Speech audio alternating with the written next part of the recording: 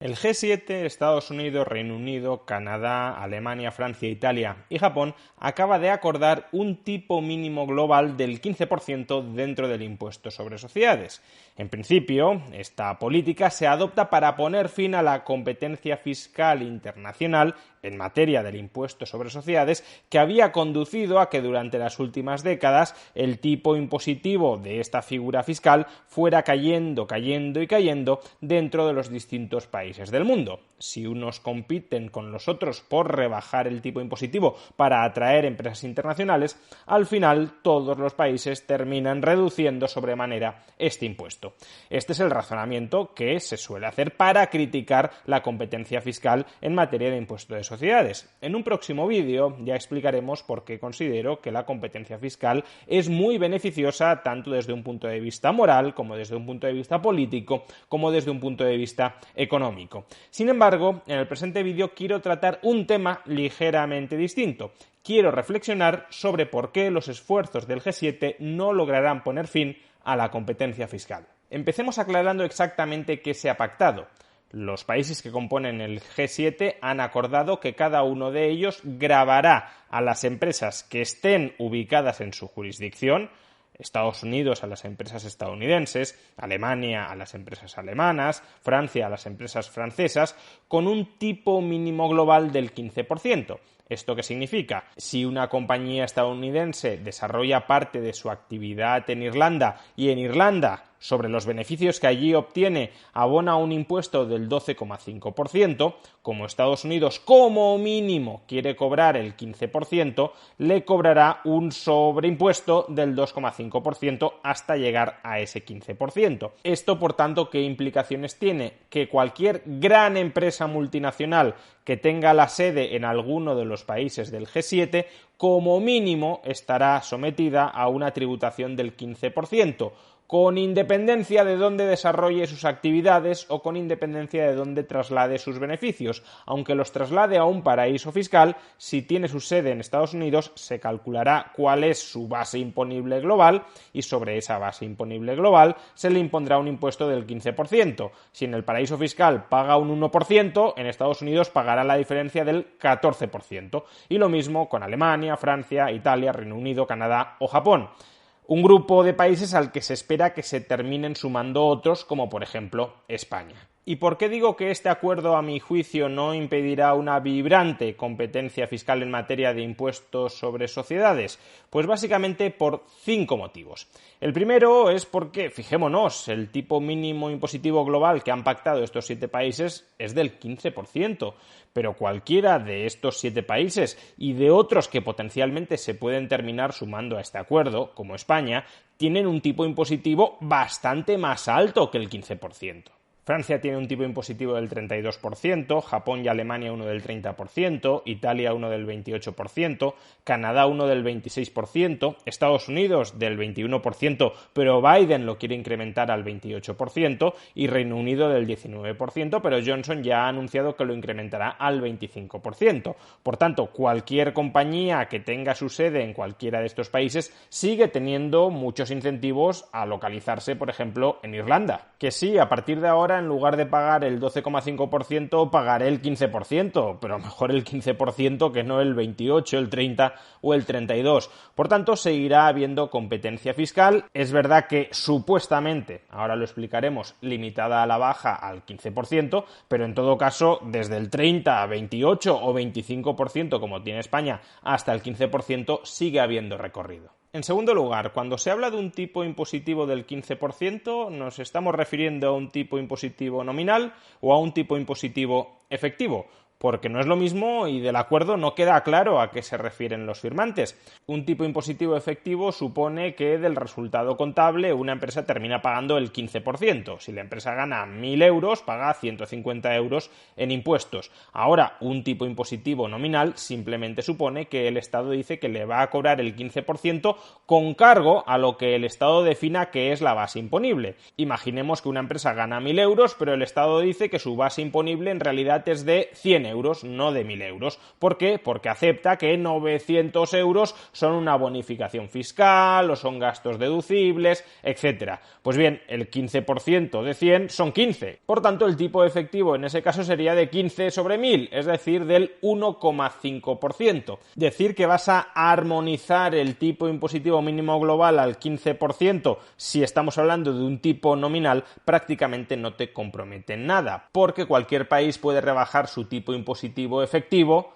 aun cuando incremente el nominal. Basta con que introduzca muchas más bonificaciones fiscales que rebajen la factura fiscal a final de año. Vamos, que Irlanda podría decir, vale, yo incremento mi tipo impositivo al 15%, señores de otros países no les cobren nada a mis empresas porque yo ya les estoy cobrando nominalmente el 15%, pero luego introduzco alguna bonificación adicional que haga que las empresas que desarrollen parte de su actividad en Irlanda terminen pagando sobre los beneficios generados en Irlanda menos del 15% sobre sus beneficios contables. Tercero, aunque el acuerdo del G7 idealmente aspire a que todas las empresas multinacionales paguen un tipo efectivo y no nominal del 15%, en realidad este acuerdo va a ser tremendamente complicado de alcanzar. ¿Por qué? Porque cada país tiene un criterio muy distinto sobre cómo convertir el beneficio contable en base imponible que sea grabada finalmente al 15%. Unos países son partidarios de que los gastos deducibles sean unos, otros países son partidarios de que las pérdidas plurianuales se computen de una manera o de otra a la hora de calcular cuántos impuestos tiene que pagar una compañía, etc. Y justamente porque existen criterios tan dispares a la hora de determinar cuál es la base imponible sobre la base del resultado contable, probablemente lo único que se termine acordando sean algunos principios generales de armonización de la definición de la base imponible sobre la que se paga el 15% del impuesto sobre sociedades. Y si solo se acuerdan unos principios generales que deben caracterizar la base imponible, seguirá habiendo competencia fiscal, incluso por debajo de un tipo efectivo del 15% entre los países que hayan firmado este acuerdo. Reino Unido le puede decir a Estados Unidos, sí, yo me comprometo a que todas mis multinacionales pagarán a la hacienda inglesa un tipo efectivo de como mínimo el 15%. Pero como soy yo quien en última instancia está definiendo, sí, dentro de unos principios compartidos, qué es un tipo efectivo, como soy yo el que está determinando cómo traduzco el resultado contable de mis empresas a la base imponible sobre la que se paga el impuesto, quizá mi tipo efectivo del 15% sea más bajo que tu tipo efectivo del 15%. Y por tanto, si ya decíamos que había margen para seguir compitiendo a la baja hasta el 15%, puede que siga habiendo todavía más margen para competir a la baja por debajo del 15%. Cuarto, aun cuando lo anterior no supusiera un escollo, aun cuando se pactara que todas las multinacionales radicadas en alguno de los países del G7 o del G20 pagarán un tipo efectivo del 15% sobre sus resultados contables con independencia de cómo traduzcamos el resultado contable en la base imponible, aún así, recordemos que el único impuesto al que están sometidas directa o indirectamente las empresas en una jurisdicción fiscal no es el impuesto sobre sociedades, y aquí lo único que se ha pactado es armonizar el tipo mínimo, nominal o efectivo, no lo sabemos, en el 15% dentro del impuesto sobre sociedades. Pero, como digo, hay otros impuestos, hay otros tributos que también perjudican directa o indirectamente a las empresas y sobre los cuales se podría trasladar a partir de ahora la competencia fiscal. Por ejemplo, el IRPF, pensemos el IRPF de los altos directivos, en ocasiones las propias empresas se tienen que hacer cargo de ese sobrecoste en las negociaciones con sus trabajadores, pensemos las cotizaciones sociales, pensemos en el IVA, pensemos en impuestos especiales, etc. Imaginemos que Irlanda dice, vale, yo os voy a tener que cobrar ahora el 15% en sociedades, por tanto vais a tener que pagar un 2,5% más sobre vuestro resultado contable de lo que se pagaba hasta el momento, pero os voy a compensar ese sobrecoste fiscal con una rebaja impositiva en el IVA que gravan vuestros productos o vuestros servicios, de tal manera que manteniendo el precio o incluso rebajándolo un poco, obtendréis un mayor ingreso después de impuestos que antes de que se produjera esta armonización fiscal, o os voy a rebajar las cotizaciones sociales, de tal manera que si no subís la remuneración de los trabajadores retendréis un mayor beneficio que antes de la armonización fiscal, os voy a rebajar el IRPF para vuestros trabajadores, de tal manera que aunque les paguéis menos después de impuestos, vuestros trabajadores seguirán recibiendo lo mismo que antes y por tanto vosotros os podréis ahorrar parte de vuestros gastos salariales, etc. Es decir, que puede que a partir de ahora la competencia fiscal no se desarrolle enteramente a partir del impuesto sobre sociedades, sino que se transforme en competencia fiscal alrededor de otras figuras impositivas que directa o indirectamente afectan a las empresas. Y quinto, recordemos que este pacto por el cual los estados se comprometen a cobrarles a sus multinacionales un tipo impositivo mínimo global del 15%, únicamente afecta a los países que suscriban este acuerdo y únicamente afecta a las multinacionales que tengan su sede en los países que han suscrito este acuerdo. ¿Esto qué implica? Pues que a largo plazo algunas multinacionales quizá empiecen a escoger trasladar su sede desde países como Estados Unidos, como Alemania, como Japón, como Francia, como Italia, como Alemania o como España, a otros países que quizá no terminen suscribiendo este acuerdo, como quizá puedan ser Irlanda, Holanda, Estonia o también Hungría, Rusia o China.